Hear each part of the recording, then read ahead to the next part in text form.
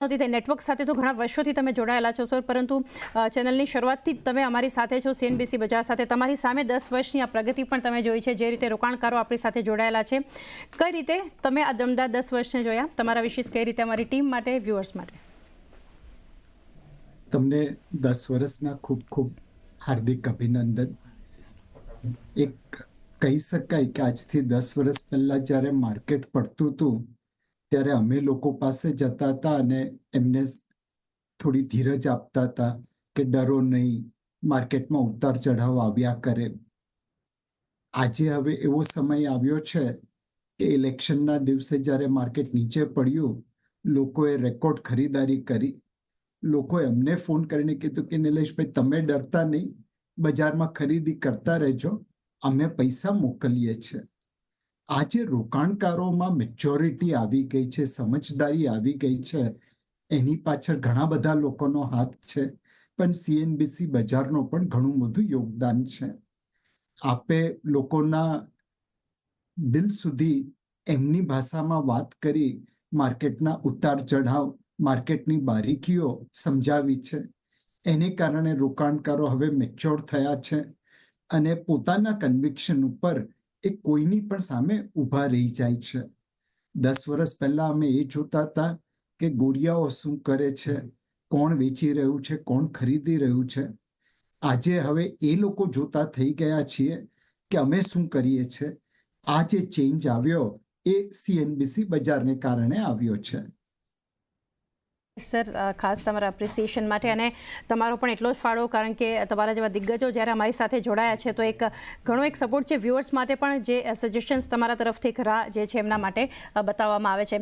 સાથે સર, જે તમે વાત કરી જે ડોમેસ્ટિકની સાથે, સૌથી પહેલાં તો ફોરેન, ખાસ કરીને એફઆઈએસના ફ્રન્ટ પર હું વાત કરવા માગીશ, ને સાથે જે ગ્લોબલ સેટઅપ અત્યાર સુધી આપણે જોતા હતા, તમે પણ જણાવ્યું હતું હમણાં જ કે જે ગોરિયાઓ ઉપર આપણે એક આધાર રાખતા હતા. ઘણા સેશન્સથી આપણે સર જોઈ રહ્યા છીએ કે સ્થાનિક સંકેતો જે છે એક મેજર ટ્રિગર્સ ભારતીય બજાર માટે બનતું દેખાડી રહ્યું છે, એક રિએક્શનનું. આપણે સાથે સાથે જોતા જ આવ્યા છીએ કે અત્યારે ઓવરઓલ ગ્લોબલી શું ચાલી રહ્યું છે, શું અપડેટ છે, પરંતુ ડોમેસ્ટિક ટ્રિગર્સ, આપણે ઇલેક્શન આ વર્ષની સૌથી મોટી ઇવેન્ટ જોઈ હતી. હવે બજેટ પણ આપણા એક ફોકસમાં આવતું દેખાડી રહ્યું છે.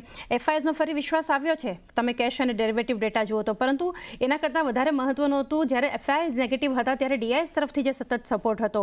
તો હવે આ જે ફેક્ટર છે, ડોમેસ્ટિક ટ્રિગર્સ જે વધારે ફોકસ અને રિએક્શન બતાવતા ભારતીય બજાર થયા છે, એના ઉપર તમે કઈ રીતે વ્યૂ આપશો? સો ઓબ્વિયસલી રોકાણકારોમાં ઘણી બધી મેચ્યોરિટી આવી ગઈ છે અને દરેક પ્રકારની ફોર્મેટ રમી શકવા માટે તૈયાર છે. કોવિડને આપણે વન ડે ઇન્ટરનેશનલ જેવું કહી શકાય. એપ્રિલ, મે, જૂન 2020માં ફોરેન પોર્ટફોલિયો ઇન્વેસ્ટર્સનું સેલિંગ લગભગ 60-70 હજાર કરોડની આસપાસ હતું. રોકાણકારોએ મ્યુચ્યુઅલ ફંડ થ્રુ નિવેશ કર્યું, ડાયરેક્ટ માર્કેટમાં રોકાણ કર્યું અને એ સેલિંગને એબ્ઝોર્બ કરી લીધું. ઓક્ટોબર 21થી જૂન 22નો સમયગાળ ટેસ્ટ મેચ જેવો કહી શકાય. ત્યારે એફપીઆઈની કન્ટિન્યુઅસ સેલિંગ હતી. રશિયા યુક્રેન યુદ્ધને કારણે પણ એફપીઆઈની સેલિંગ વધી. લગભગ 2.5 લાખ કરોડની આસપાસનું એમણે એટલા સમયગાળામાં વેચાણ કર્યું, પણ રિટેલ ઇન્વેસ્ટરે અગેન મ્યુચ્યુઅલ ફંડના થ્રુ અને ડાયરેક્ટલી એબ્ઝોર્બ કરી લીધું. છેલ્લે આપણે T20 જેવી ગેમ જોઈ. એક્ઝિટ પોલના દિવસે ફોરેન પોર્ટફોલિયો ઇન્વેસ્ટર ખરીદવા આવ્યા.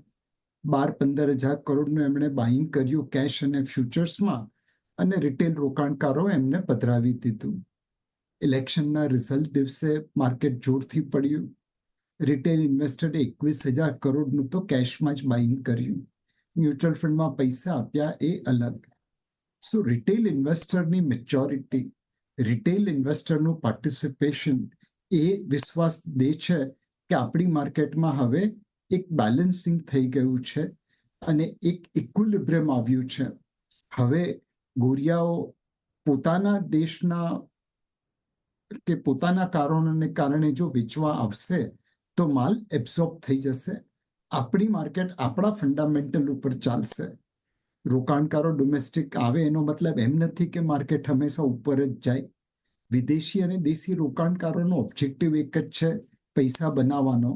પણ ઘણી વખત વિદેશી રોકાણકારો પોતાના કારણોને કારણે પોતાના સંજોગોને કારણે વેચતા હતા અને આપણી માર્કેટ પડતી હતી. હવે આપણી માર્કેટ આપણા ફંડામેન્ટલ ઉપર ચાલશે. નિલેશ સર, એક ઓફ માર્કેટ હું એક સવાલ લેવા માંગીશ, કારણ કે હંમેશા જે તમે ક્રિકેટના જ્યારે માર્કેટ પર પણ તમારો વ્યૂ આપો છો તો એના ઉદાહરણ દ્વારા જે એક સમજાવો છો, સરસ વ્યૂઝ તમારા આપો છો, અને અત્યારે પણ તમે ક્રિકેટની ટર્મમાં જે ખાસ કરીને જણાવ્યું છે વર્લ્ડ કપ પર સર એક વ્યૂ તમારી પાસેથી, કારણ કે જે રીતે આપણે જોયું કે ઓવરઓલ જે એક સાચા અર્થમાં એક ટીમ પરફોર્મન્સ આપણે જોયું છે ટીમ ઇન્ડિયાનું, અને જે એક જીત આપણી સામે એક વર્લ્ડ કપને એક ઇતિહાસ આપણી સામે આવ્યો છે.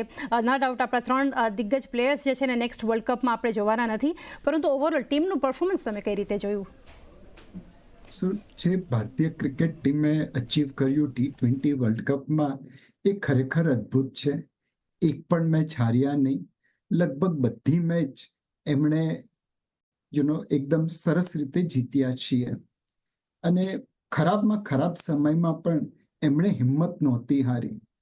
કોવિડના સમયગાળામાં ઘણા રોકાણકારો ડરી ગયા હશે અને એમણે પોતાનો પોર્ટફોલિયો વેચી કાઢ્યો હશે, નવા પૈસાનું રોકાણ નહીં કર્યું હોય, અને એને કારણે આજે એ સ્ટોક માર્કેટની તેજીમાં પાર્ટિસિપેટ નથી કરી શકતા.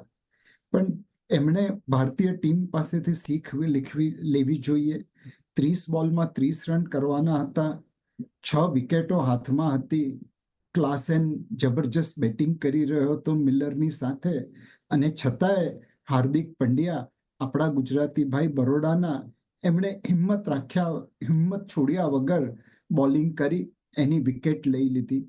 સૂર્યકુમાર યાદવે અદ્ભુત કેચ પકડ્યો, અને દરેક પ્લેયરના કોન્ટ્રીબ્યુશનને કારણે જ્યારે કમ્પ્યુટર એમ કહેતું હતું કે ભારતના જીતવાના ચાન્સ 3% છે અને હારવાના 97% છે, ત્યાંથી આપણે વિશ્વ વિજેતા બન્યા. માર્કેટમાં પણ આ જ અભિગમ અપનાવવા જેવો છે. ખરાબમાં ખરાબ સમયમાં બી તમારું ઓપ્ટિમિઝમ, તમારો વિશ્વાસ છોડતા નહીં, એને પકડીને બેસજો. માર્કેટમાં ઉતાર ચઢાવ આવતા રહે, પણ ઘટાડે લઈએ અને વધારે વેચીએ તો પૈસા બને જ. ઘણી સાચી વાત સર તમે જણાવી છે ને, એકદમ ડિટેલ જે છે વ્યૂ અહીંયા ક્રિકેટ માટે પણ આપ્યો.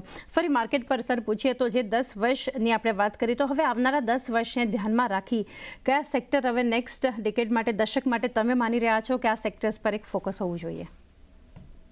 આઈ થિંક 10 વર્ષનો વ્યૂ લેવો સેક્ટર માટે મુશ્કેલ થાય છે, કારણ કે ઘણા બધા પરિબળો આવી અને સેક્ટરને ઇમ્પેક્ટ કરશે. પણ આપણે એક કંપનીના ડીએનએ કે એના મેનેજમેન્ટના ડીએનએની ઉપર ફોકસ કરીએ તો આવનારા 10 વર્ષના વિનર મળશે. એક સમય હતો મુંબઈ ગુજરાતી મારવાડી એ સ્ટોક એક્સચેન્જ કહેવાતું. આજની તારીખમાં ભારતની સૌથી મોટી સ્ટોક બ્રોકિંગ કંપની મુંબઈની બહાર બેઠી છે. એનું કારણ છે ટેકનોલોજી. જે પણ કંપનીમાં રોકાણ કરો, એવી કંપનીમાં રોકાણ કરજો જે પોતે ટેકનોલોજીનો પાવર ધરાવે છે અને માર્કેટને, એમની પોતાની માર્કેટને ડિસ્ટર્બ કરી રહી છે. 10 વર્ષ પહેલા જેની પાસે ઘણી બધી બ્રાન્ચ હતી એ સ્ટોક બ્રોકિંગ કંપની વેલ્યુએબલ હતી. હવે જેની પાસે ઘણા બધા કસ્ટમર છે ને ડિજિટલી બાય સેલ કરે છે, એ વેલ્યુએબલ બની છે. સો ટેકનોલોજી પર પ્રોવેસ કે પાવર અને ટેકનોલોજી થ્રુ ડિસરપ્શન જે કંપની કરશે, ભવિષ્ય એમનું બનશે. સેકન્ડ ચીજ છે કે આ કંપનીમાં ટીમ છે કે ઇન્ડિવિજ્યુઅલી રમી રહ્યા છે. આજે તમે ભારતીય ક્રિકેટ ટીમમાં બી જુઓ તો રોહિત શર્મા, વિરાટ કોહલી જેવા, સૂર્યકુમાર યાદવ જેવા બેટ્સમેન હતા, બુમરાહ, અર્શદીપ, કુલદીપ યાદવ જેવા બોલર હતા, સૂર્યકુમાર યાદવ, રિષભ પંત અને અક્ષર પટેલ જેવા ફિલ્ડર હતા. તો આજે ટીમ વિશ્વ વિજેતા બની. કંપનીને પણ જો વિશ્વમાં આગળ વધવું હોય તો એક ટીમ જોશે. સિંગલ ઇન્ડિવિજ્યુઅલ ઉપર, સિંગલ લીડર ઉપર બહુ લાંબા નહીં ચાલી શકાય. સો ઇફેક્ટિવલી મેનેજમેન્ટની બેન્ડવિડ્થ કેવી છે, ટીમ કેટલું સાથે મળીને કામ કરી શકે છે, 1 ને 1 11 બનાવે છે કે 1 ને 1 0 બનાવે છે, એની ઉપર ફોકસ કરજો. થર્ડ થિંગ, દરેક કંપનીમાં રોકાણ કરતી વખતે એમનો ગવર્નન્સ પ્રેક્ટિસ શું છે એ જોજો. ધીરે ધીરે કરીને ગવર્નન્સ સ્ટાન્ડર્ડ આખી દુનિયામાં ઉપર આવી રહ્યા છે. આપણે ત્યાં ગવર્નન્સ સ્ટાન્ડર્ડ ઘણા સારા છે, પણ એમાં ધ્યાન રાખવું જરૂરી છે. એટલે ટેકનોલોજી, ગવર્નન્સ અને મેનેજમેન્ટ, આ 3 વસ્તુનું જો તમે ધ્યાન રાખશો તો તમને આવનારા 10 વર્ષના વિનર મળી જશે.